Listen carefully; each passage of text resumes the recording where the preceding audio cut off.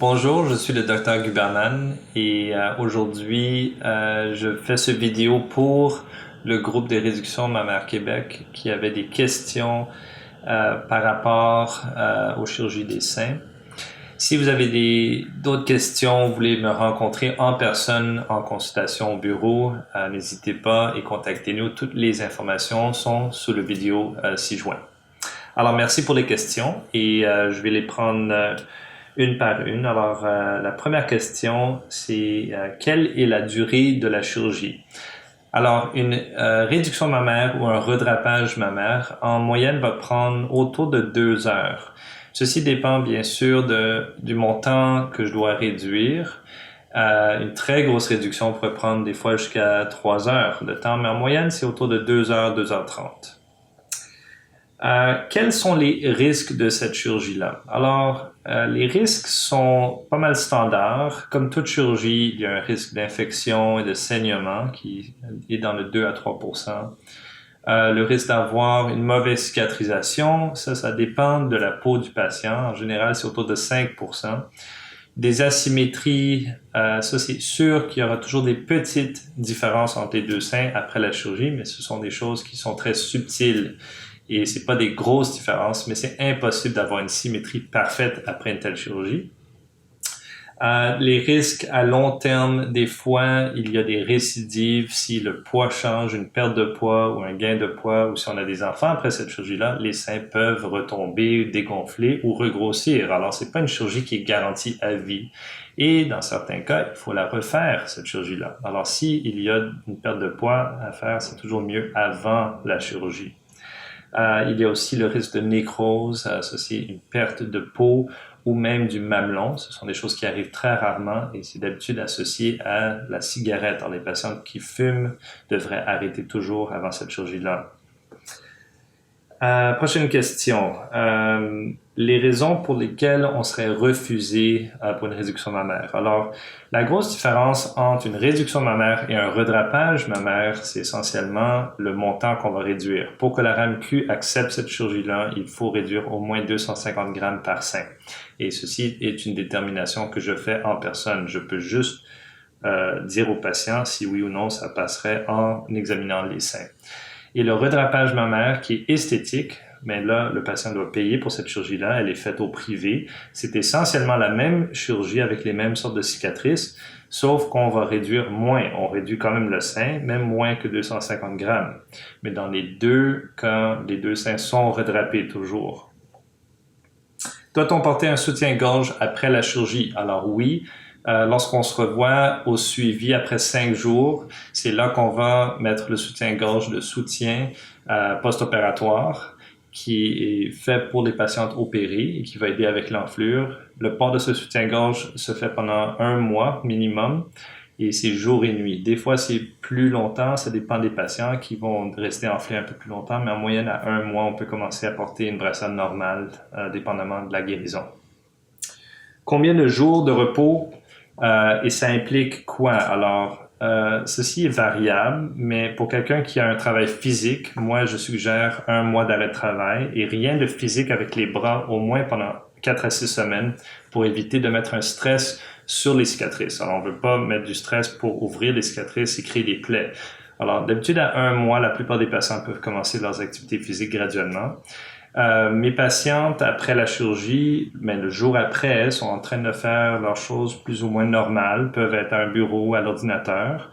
Mais encore une fois, tout ce qui est activation des bras et activité physique, il faut attendre au moins 4 à 6 semaines. Les techniques employées. Alors moi, j'emploie 2 techniques, soit la verticale et la technique en forme d'encre de bateau.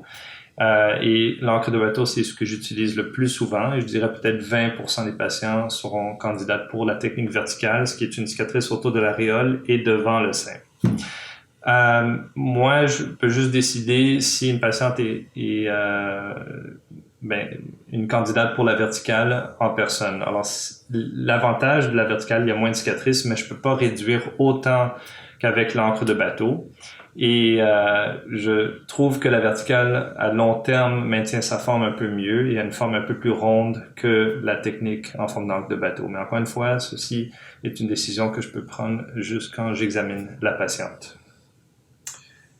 Après la chirurgie, quels sont des signes inquiétants et quoi faire? Alors, s'il y a une inquiétude, ceci dépend de l'inquiétude. La chose principale après la chirurgie, pendant la première semaine, il faut faire attention pour un saignement. Une infection, ça n'arrive pas dans la première semaine. Vraiment, un saignement, c'est la seule vraie chose à faire attention.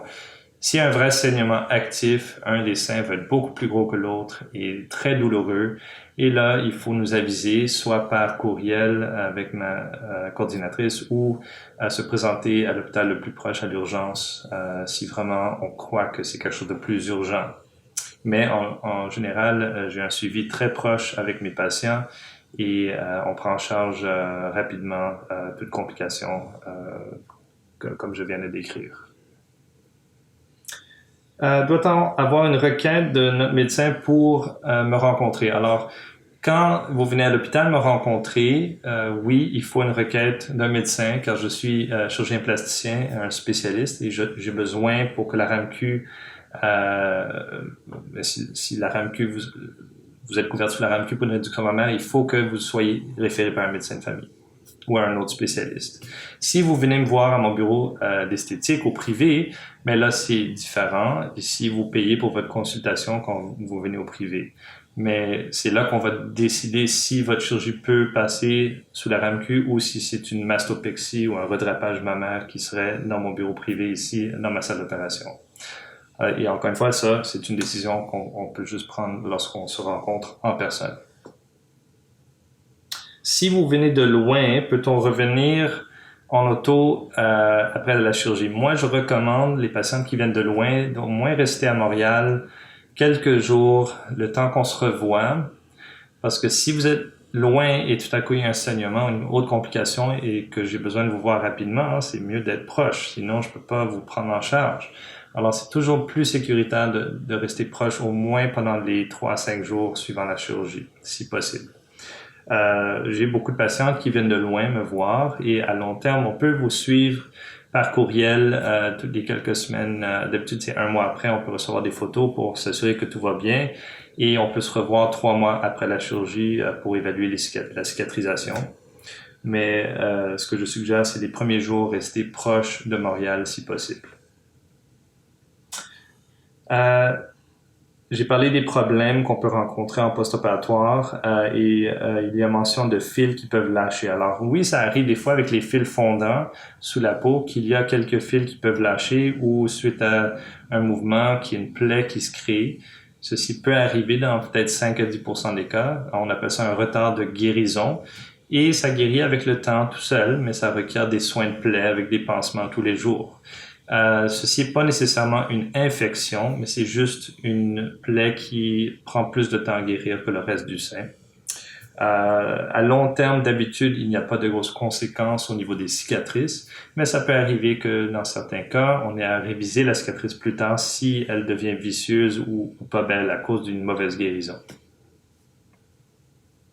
Les causes possibles de ceci, comme j'ai dit, c'est vraiment une activation trop précoce des bras ou simplement, des fois, il y a des patients qui vont mal guérir avec les points fondants et les points vont se défaire et créer des petites plaies. Mais encore une fois, en général, il n'y a pas de conséquences à long terme et ça guérit très, très bien. Une autre question que j'ai reçue un peu plus spécifique, c'est si je rattache le sein ou la glande au muscle durant un redrapage. Je ne rattache jamais le sein au muscle. Ça, c'est une technique que j'ai rarement vue. Je sais que ça existe dans certains cas. Il y a plusieurs techniques qui existent, mais moi, je préfère pas rattacher la glande au muscle. Je trouve que ceci peut entraîner des fois plus de douleur, même plus d'enflure.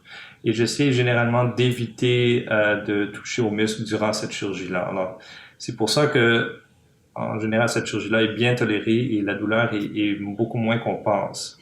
Quand on manipule un muscle, d'habitude, ça fait une douleur post-opératoire plus sévère et je préfère éviter de manipuler le muscle durant la chirurgie mammaire. Ceci étant dit, dans les cas de reconstruction mammaire, ceci est très différent. Là, on va toucher le muscle pour reconstruire le sein, mais ça, c'est une autre paire de manches complètement différente de ce dont on parle maintenant. Alors, j'espère que ceci a été adéquat pour la réponse des questions. Merci encore d'avoir posé des questions et ça me fera plaisir de vous rencontrer dans un futur proche. À bientôt.